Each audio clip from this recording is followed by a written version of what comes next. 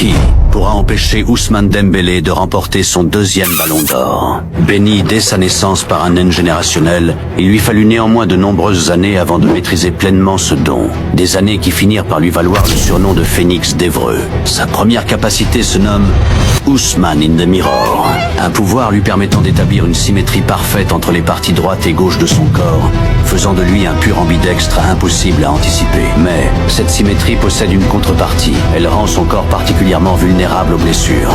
Seulement voilà, lorsque le corps tient, Ousmane devient diaboliquement imprévisible.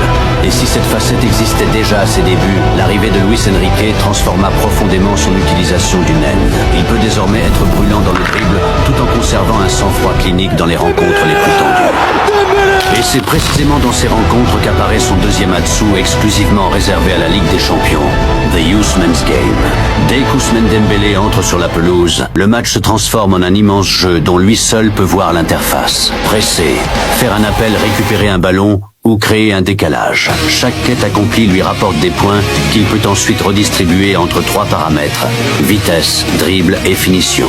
Et une fois tous ces paramètres maximisés, le joueur Ous devient tout simplement monstrueux. Un catalogue de buts splendides, des trophées collectifs à n'en plus compter et un rôle crucial pour l'ogre parisien. Aujourd'hui, il ne reste donc plus qu'une question.